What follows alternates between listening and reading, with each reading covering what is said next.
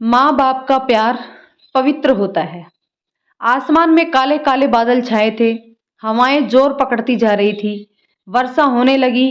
तेज होती हवाएं आंधी तूफान का रूप धारण करती जा रही थी। बिजली यूं कड़क जाती मानो अभी अभी कानों के पास से होकर गुजरी हो। खपरेल से पानी रिस रहा था।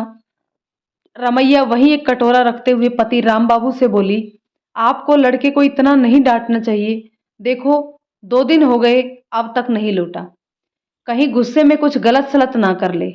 आंसू पोंछते हुए रमैया सिसकने लगी। एक तूफान बाहर था और एक तूफान राम बाबू के अंदर बवंडर मचा रहा था। क्या मैं उसका दुश्मन हूं? उसको डांट दिया तो उसने भले के लिए डांटा। खाली पढ़ने से कुछ नहीं होता है, गढ़ना भी पड़ता है। दिन भर किताबों में डूबे रहना दिमाग और पेट के लिए ठीक नहीं। क्या पता था घर छोड़ के भाग जाएगा। राम बाबू पछता रहे थे। वे जब शिवा की उम्र के थे तो उनके बाबूजी भी उन्हें निठल्ला कामचोर समझते थे। क्या मैंने घर गृहस्थी नहीं संभाली? धीरे धीरे वो भी सीख जाता। इसी बीच किसी अनहोनी की आशंका ने बाबू एकदम सिहर उठे। बुढ़ापा आत्मग्लानि से कट मरे ऐसा जान पड़ता था। आज भी बार बार दरवाजे से बाहर देखते देखते शाम हो गई थी। बारिश अब भी रुक रुक कर हो रही थी। कोई गाड़ी सड़क से निकलती तो बाबूजी बड़ी बेचैनी से देखते, फिर सिवा को ना पाकर निराश हो जाते। बेहोशी किसी हालत होने लगी थी।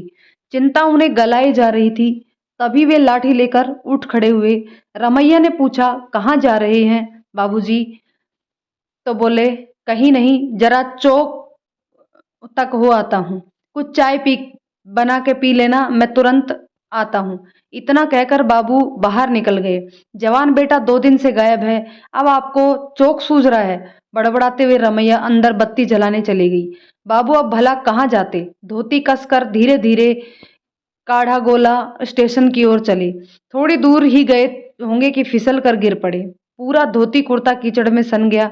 उसके बाद उन्हें नहीं पता, आंखें खुली तो सामने शिवा और रमैया थे। धोती कुर्ता नया था, लगा जैसे सपना देख रहे हो। पास पड़ी लाठी उठाई और 2-4 लाठी होले होले से शिवा पर बरसा दिए। फिर दूसरे ही पल शिवा से लिपट कर खुद रोने लगे। शिवा भी रोने लगा। ए बाबू, रो ना, नहीं तो मैं फिर चला जाऊंगा। कहते हुए शिवा ने बाबू को गले से लगा लिया। राम बाबू आंसू पोंछते हुए लाठी लिए बोले, जाने की बात मत करना, नहीं तो 2 लाठी और पड़ेंगे। रमैया के आंसू से उसका आंचल पूरा भीग चुका था।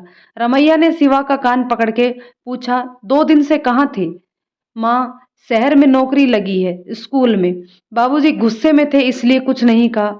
सोचा जब तक लौटूं तब तक उनका गुस्सा शांत हो जाएगा।